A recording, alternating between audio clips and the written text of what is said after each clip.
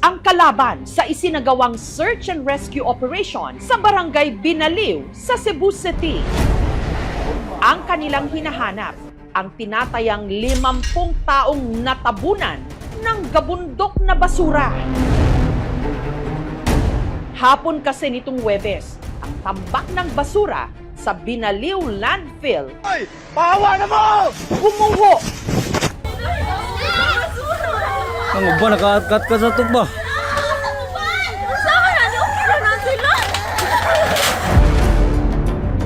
Ayon sa mga nakatira, sa palibot nito, pasado alas 4 ng hapon nang nabulabog sila ng isang napakalakas na tunog. Ay! Pahawa na mo! Pagkapasok-pasok ko, siguro mga 2 minutes, narinig ko na yung kala kong alindol eh. Paglabas ko, nakita ko parang may usok na dito. Tapos paglingon ko dyan, nakita ko yung basura. Tabunan yung opisina. Ang basura rumagasa papunta sa opisina at production facility na nasa paanan lang ng landfill. Kaya ang mga istrukturang ito bumigay. Hoy!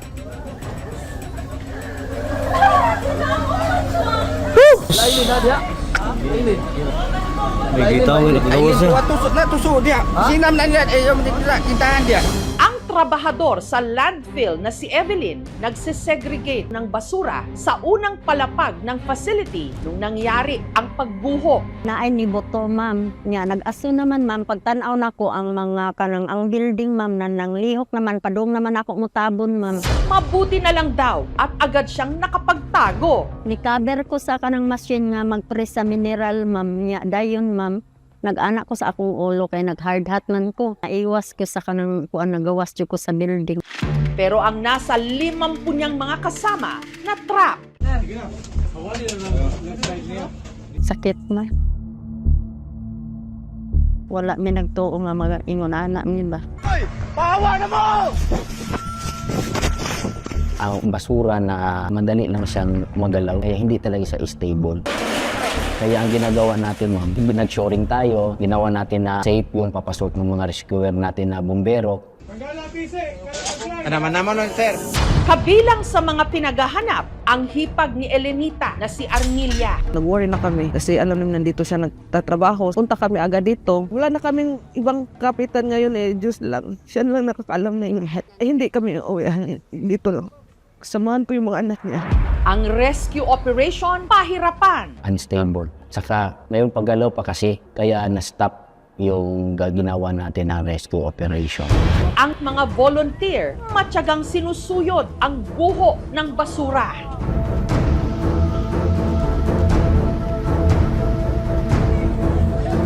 Hanggang may paisa-isa silang na-rescue na biktima na agad isinugod sa ospital.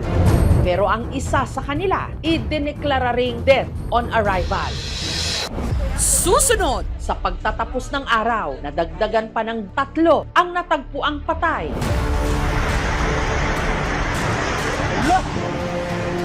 Patay nila.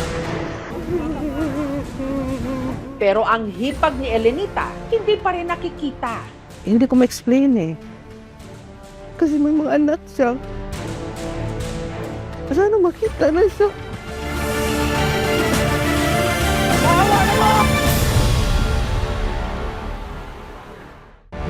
Ang Binaliw Landfill, 20 hectares na private facility na pinatatakbo ng Prime Integrated Waste Solutions Incorporated, subsidiary ng Prime Infrastructure Capital Incorporated na pagmamay-ari ni Enrique Razon Jr. Sa landfill, itinatambak at pinoproseso ang tone-toneladang basura na nakukolekta sa Cebu City, pati na sa ilang mga karatig bayan at syudad. The total number, the volume of garbage in the city is 500,000 kilos.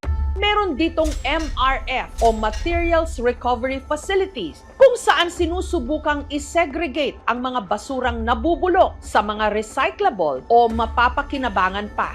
Pero dahil hindi raw lahat ng basura nasasala, marami sa mga ito ibinabagsak na lang sa malaking tambakan. Sa palibot naman ng landfill, nakatindig ang halos 20 mga bahay. Ko diri kay dugay ang tanang ko diri.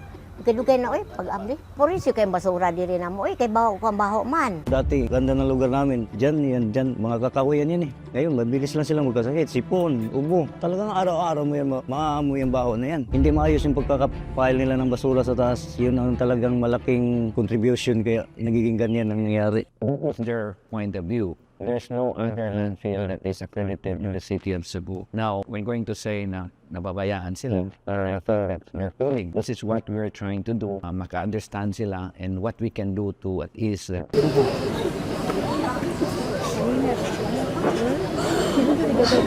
Pamangkin ko po, sabi sa welding. O, nandun ta pa, kung nga ba, panasis mapadali dayon. Bita mga pamilya uban na makuhan sad, di mabalakasan. Sa ikalawang araw ng rescue operation, mas naging limitado na ang paggalaw ng mga otoridad. Nagalaw yung waste niya. Baka marami ng water sa ilalim, unstable na madali na lang siya mag-landslide. Sa pagtatapos ng araw, nadagdagan pa ng 2 ang natagpuang patay. Pero ang hipag ni Elenita, hindi pa rin nakikita. Hindi ko ma-explain eh. Kasi may mga anak siya. Sana makita na siya.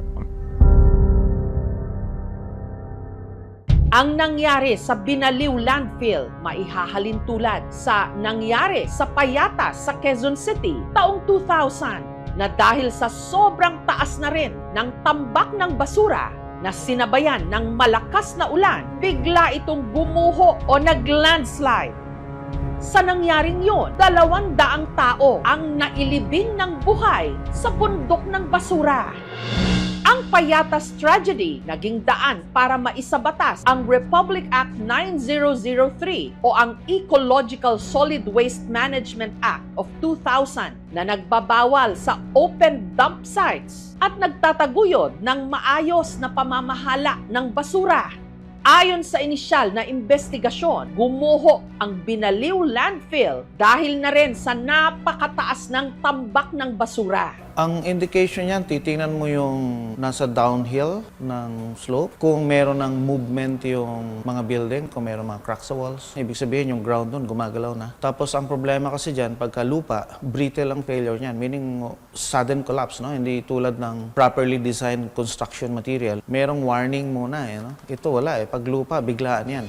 Posible rin daw na nauna nang nayanig ang tambakan ng 6.5 magnitude na lindol sa probinsya noong Setyembre, pati na ng sunod-sunod ng mga malalakas na bagyo at pag-ulan kamakailan. Ang tingin ko, ang naging dahilan doon, yung instability ng slope ng landfill itself kasi nasa bundok siya eh. Bumigay yung pundasyon, bumigay yung lupa na pinagpapatungan, tapos pag nabasayan, mas mabigat, mas prone siya sa sliding. So naging unstable ngayon yung landfill.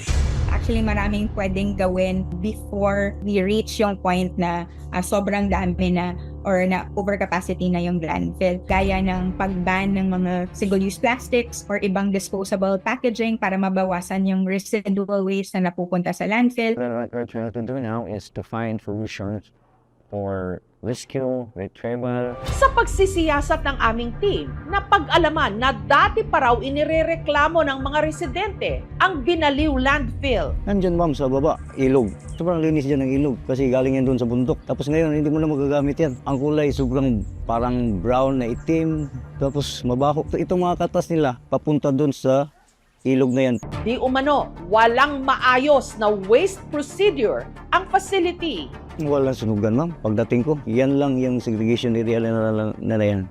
Sinubukan naming hingan ng panig ang Prime Integrated Waste Solutions pero hindi sila tumugon sa aming paanyaya. Sa isang pahayag, sinabi nila na nakikipagtulungan sila sa mga otoridad at handa raw tumulong sa mga pamilya ng biktima. We had this direction to find an alternative landfill.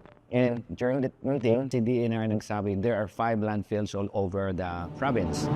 Samantala, nitong Sabado, puspusan pa rin ang rescue operations.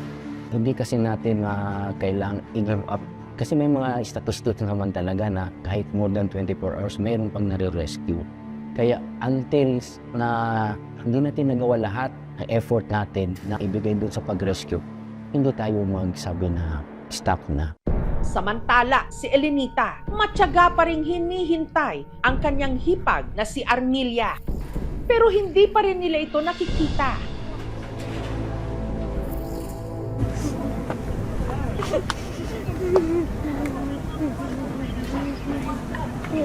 Hanggang ngayon, hindi pa rin nakuha yung sister-in-law ko si Armelia Labos. Pero sana makuha na siya ngayon. Hoping kami talaga na makuha siya ngayon. Wala na sigurong masasaklap pa sa tadhanang matabunan ka ng basura. Sa trahedyang ito, hindi lang basura ang gumuho. Pati na ang buhay at kinabukasan ng mga namuhay rin sa basura. Sa basura na nga nabuhay, sa basura pa rin ba mamamatay? Patay sila.